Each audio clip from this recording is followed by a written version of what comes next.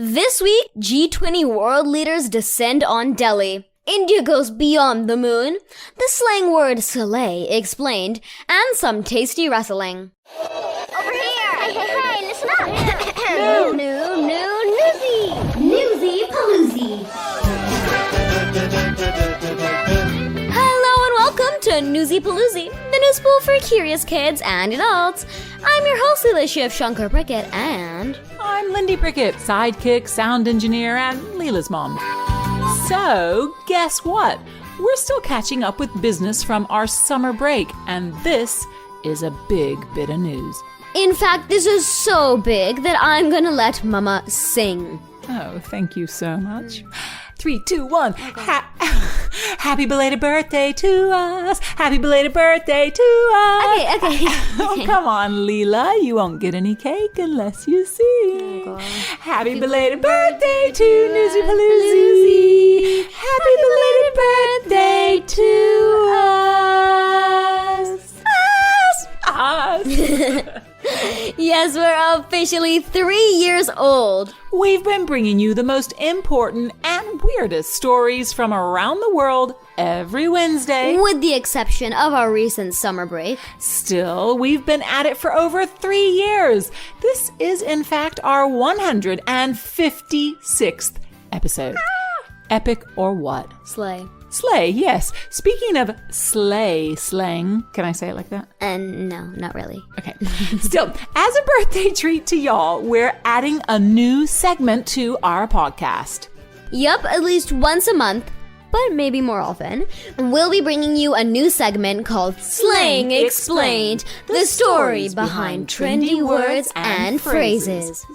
That's cool. Okay, we're still working on the sting, but you get the drift. And this week, we'll kick it all off with Leela's favorite new word, slay. Slay. As for the rest of the podcast, this week, world leaders pour into India as the South Asian nation gets ready to host the G20.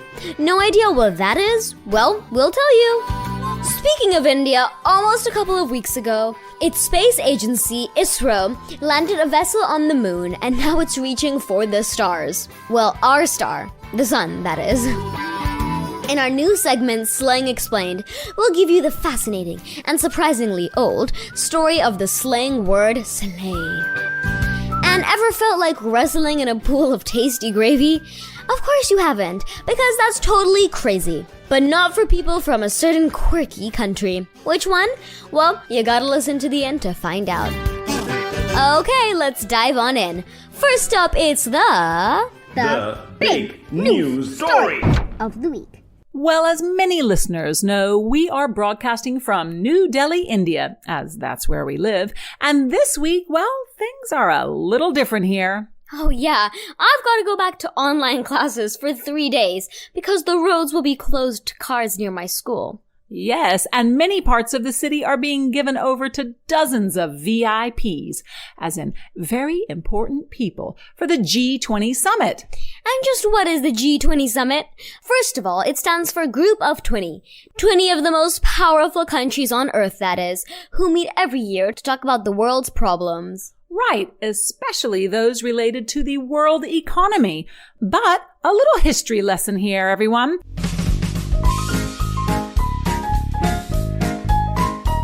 Long ago, before the G20, there was the G6, which was a summit way back in 1975. So long ago. Easy, Leela. So anyway, this was back when oil prices went through the roof, creating a domino effect on the cost of just about everything else all over the world. As in global inflation? That's right. Well, France hosted leaders from Germany, Italy, the UK, the US, and Japan, so they could all discuss it. Hence the name Group of 6, or G6. Though the next year, the club expanded as they invited good old Canada into the fold. Poor Canada, being left out on the first party. I know, right? So then, when Canada was invited, it was called the G7. Woo! Woo! But did they stop there? No, siree. No. Well, the G7 did last a fairly long time, over 20 years, until 1997, a few years after the collapse of the Soviet Union, when they decided they'd better invite Russia to the party too. Enter G8, everyone. Correct. And no, it's not a vegetable drink, that's V8. Ew. But then... Well, you know what parties are like. Friends get fed up with each other and try and flex their muscles and show off. Well, when Russia invaded Ukraine in 2014, the group was not happy. First, it suspended Russia from the G8, and then Russia said, well, I don't want to be part of your party anyway, and so... Back to G7, everyone. Exactly. Meanwhile, some of the other rapidly growing countries in the world, as in their economies were growing... You mean they're getting richer, so more powerful, and they also want a seat at the party table. Bingo! Well, actually, the G7 still meets, but the G20 was created in 1999 after another financial crisis, this time in Asia, rocked the whole world. Yes, we're talking about countries like China, South Korea, South Africa, Brazil, Mexico, Argentina, Australia, Indonesia, Saudi Arabia, Turkey, the European Union, who also go to the G7 meetings, by the way, and of course, India. Hang on. 17, 18, that's 19, not 20. Oh yeah, guess who's still in this club? Russia? Indeed. Now, here's what's so interesting. There are officially 195 countries in the world. But the G20 countries alone are responsible for most of the economic output of the world. And when I say most, I mean 85%. Money, money, money. Is money what they discussed by any chance? Haha, very good. Mostly. But you know, you can't discuss the global economy without discussing politics, because they're all intertwined or mixed together, aren't they? So no doubt Ukraine will be high on the agenda. Oh yes, but India, who is this year's G20 president and so gets to host the annual meeting, is going to try and make other important issues get on the agenda too, like climate change, sustainable growth, and generally more attention being given to developing countries. Good luck with that. Exactly. It's a very Western-based club. It might be hard to get other issues on the table. Well, watch this space, folks. Speaking of space... Now let's have the latest space news. And now staying with India, but heading to the stars. Well, the biggest star in our galaxy, that is, as in the sun. Yes, India is at it again. 2 weeks ago, it was the 4th country on Earth to land a spacecraft on the moon, and now it wants to send another spacecraft even further. So let's cut across to Bangalore, near the Indian Space Research Organization's headquarters, where Adyant and nearby Singh Chuan have the story. That's right, Leela. India has just launched Aditya L1. Our first observation mission to the sun. It is expected to travel 1.5 million kilometers from the Earth and take 4 months to do that. Here's a fun fact about its name. Aditya is one of the names for the Hindu god of sun, and L1 stands for Lagrange point 1, the exact place between Sun and Earth, where the Indian spacecraft is heading. Do you know that a Lagrange point is a spot where the gravitational forces of two large objects like the Sun and the Earth cancel each other out, and that allows a spacecraft to hover. Once Aditya reaches this parking spot, it would be able to orbit the Sun at the same rate as the Earth. From this position, it'll be able to watch the sun constantly, even when it's hidden during an eclipse, and carry out lots of scientific studies. But before being launched towards L1, it will travel several times around the Earth. I think it's so cool that we will soon get to learn so much more about the star that our lives depend on. Yeah, and this just a few days after India's Chandrayaan-3 made a historic landing near the moon's south pole. India's space research organization is sure making us proud. Reporting from Bangalore, which is also ISRO's headquarters, this is Adyant and Nirbhai signing off. Thanks a lot, you guys. And news just in. The Chandrayaan-3 exhibition is exceeding expectations too. Just as the lunar day was coming to an end and the Vikram lander was about to go to sleep, Mission Control decided, since it had enough fuel, to see if it could do a little hop off the ground. And it did. So next time it wants to return to Earth with soil samples or something, like even an astronaut, it could hop back up into space and return home. Okay, it was only a little hop this time, but even that takes tons of math and intelligence to make it happen. Impressive. What's that? I'll tell you what. That's the halftime bell, which means it's time to hear what's making news around the rest of the world. Hold on tight. It's Around the World in 80 Seconds. Hold tight.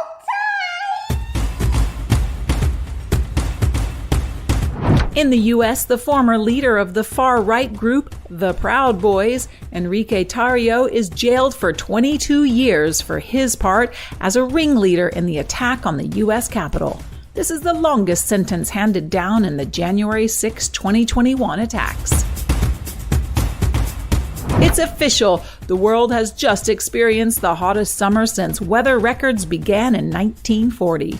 This is unlikely to let those still facing heat waves around the world feel any better, though. Off the coast of Australia, 3 men on board an inflatable catamaran were rescued from the sea after several shark attacks left their vessel partially sunk off Australia's northeastern coast. And a U.S. teenager and her teacher unearthed a 34-million-year-old skull of a whale from her family's Alabama timber farm. They were digging as part of a summer school project since the high school student had already found fossilized shark teeth there. Well, thank you so much for that whippity-wappity-zippity-zappity rap of what's making headlines elsewhere in the world, Mama. My pleasure. And now to a new segment, Slang Explained. This is one for adults and children alike. Maybe more for adults, to be honest. Well, you say that, but how often have you heard some weird phrase from a new kid in school who's maybe come from another city or even country, or just picked something up from an older sibling, and it kind of made you wonder, what does that mean? Yeah, you're right. Or like hearing some new phrase over and over on a video. But usually we, as in kids, we figure it out. That's true, which is why this segment is not just about defining the slang word, but telling the story behind it. Like Rickroll, which is such a bizarre and fascinating story. So true. But that's next month's phrase, Mama. Yeah, I'm getting a little ahead of myself. I do that sometimes. So without further ado, here's the story behind slay.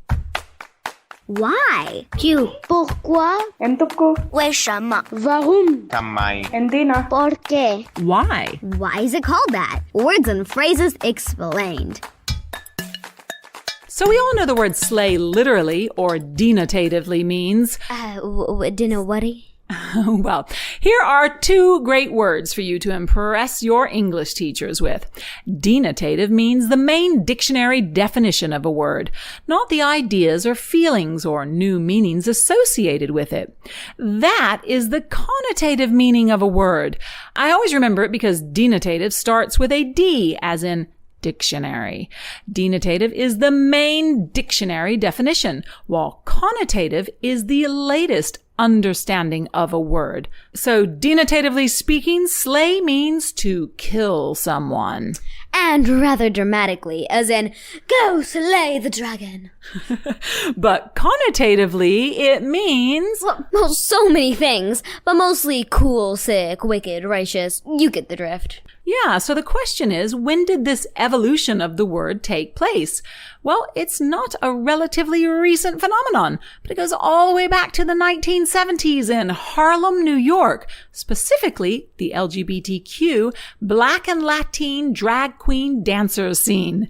Basically, they had these private nightclubs, which they referred to as houses, where they held beauty pageants and balls or dances. And a little like the expression, you're killing it, when you crush the competition in something or just do something really well. Slay was born in these Harlem LGBTQ houses. Exactly. So when someone looked or danced amazingly, they would be told, You slayed it, or you look so slay.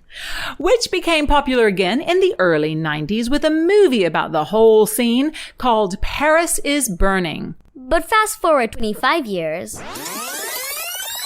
it came back into popular culture with none other than Beyoncé and her 2016 song Formation. Which took slay out of ballroom houses and into non-queer feminist conversation, which is perhaps why it's predominantly said by girls and women just about everywhere. Even India, slay. And that's the very colorful story of this slang word. So, what did you think? Did you like this new segment? Was it slay? Well, why not send us a note and say so? Better still, why don't you suggest some slang, either words or phrases, that you'd like explained? Great idea. You can send an email to us at contact@newsypoolloozy.com, or of course, shout out to us on any of our social media outlets at newsypoolloozy. That's newsypaloozy like a swimming pool, because we are a news pool for kids, of course. That's NEWSYPOOLOOZI. And finally, let's see what the Lucky Dip machine has in store for us this week. Step right up. Have a go at the Lucky Dip machine. The Lucky Dip machine. What's it going for today, eh? An oddball, no doubt. An oddball, no doubt. Well, this story takes the cake, as the saying goes. Or actually, I should say, takes the gravy. Or actually, now that I think about it, this story brings a new meaning to the expression of exasperation. Good gravy. Excuse me? What exactly have you and the oddball machine spit out this week? Well, it's more slippery than spitty, but no less weird or gross. Yes, I'm talking about wrestling in a pool of gravy. Gravy like the stuff you put on meat and potatoes? Or in a curry, yes. The gloopy stuff which most people enjoy eating, but some rather foolish people from a corner of the world known for its eccentricities, especially in the name of raising money for charity. Yes, I'm talking about the British. They enjoy wrestling around in the stuff. Okay, what? Yup, let's cut across to none other than Jackson Hosking, our UK correspondent, for the details. 3, 2, 1, fight!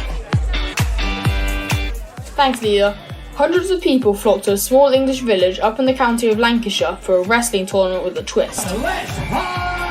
Yes, it was wrestling alright, but not as we normally know it. For a start, the contestants all had to wear fancy dress, as in put on some sort of costume or, well, a fancy dress. But as you know, that's not the weird bit. No. It was the temporary and rather large pool set up in the back garden of a pub that was filled with gravy. That's the weird bit. Even for Great Britain, a region that hosts a wide range of crazy competitions, from an annual toe wrestling championship to a cheese ball rolling contest. For the 15th annual World Gravy Wrestling Championship, contestants included an Elvis impersonator and even a woman dressed as an Italian mobster. The event is a knockout style competition, where the winner of each 2-minute bout is decided by 3 judges. But they're not just judged on their wrestling ability. Oh no. Extra points are given not only for their fancy dress, but for their comedic timing and, well, just how entertaining they are. Of course, like most novelty competitions in the UK, this wacky wrestling is all done in the name of, yes, raising money for charity. It remains unclear just how the gravy tasted, but so far no contestant has complained that it was too lumpy. The same, however, can't be said for the wrestlers. In England, having gravy with a Sunday roast and certainly not wrestling in it, I'm Jackson Hosking reporting for Newsy Palooza. I should think not. Thanks a lot, Jackson, for that, disgustingly delectable report. Well, you know life is good if you can waste tasty gravy on that. It's all gravy, as the saying goes. Excuse me? That's a saying? Yes, in England. And in case you need this slang explained, the phrase comes from a traditional English saying that compares ordinary life to meat and potatoes, while the luxuries are gravy.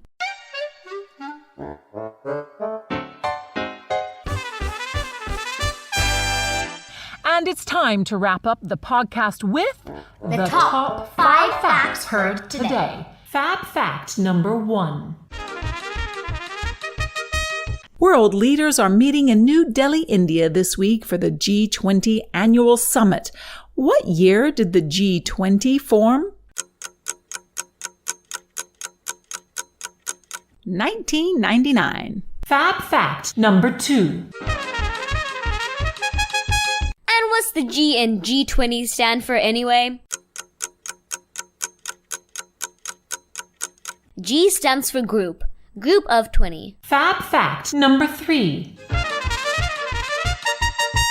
But before G20, which was mainly set up to discuss global economies, a smaller club was created as a place for the most powerful countries to discuss peace and politics. What's the name?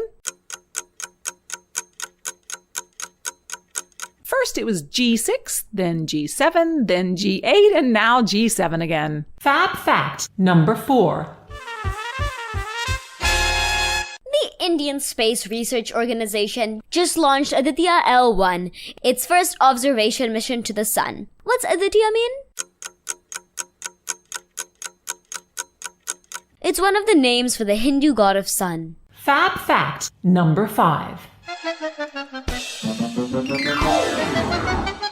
The word sleigh has become so popular it has a new slang meaning that's different from its denotative meaning.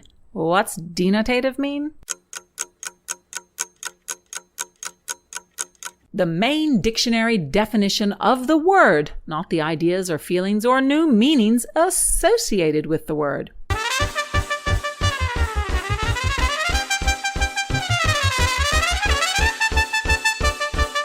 And if you're an educator and you want to test your kids' listening skills, or you just want to test them yourself, then have a look at our quiz online. Go to the Lucky Dip page of our website, newsypaloozy.com, and let the kids or yourself take this quiz online.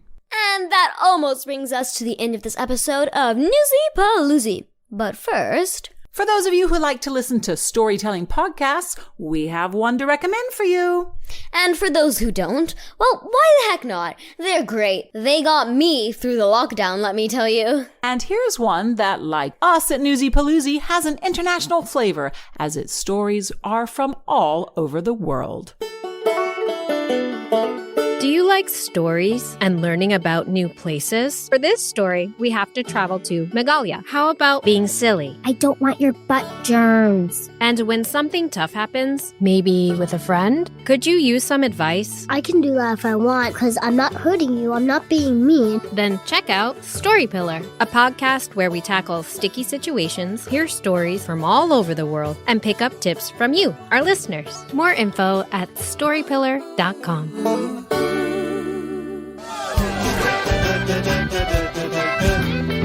If you enjoyed this dip in the coolest pool of news and information, then hit that subscribe button on Apple Podcast, Spotify, Alexa, or wherever you get your podcasts. While you're at it, give us a good rating. Or better still, leave us a review. Go on, we'll read it out loud if you do. And hey, one last thing. We have a retraction to the 632 people who immediately downloaded our space race episode 2 weeks ago before we were able to correct our first fab fact.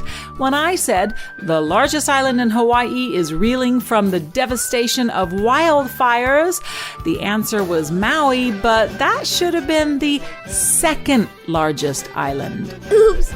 Well, good for correcting that, Mama. Indeed. Alrighty then. See you next week in the happy, splashy, giant Newsy Paloozy.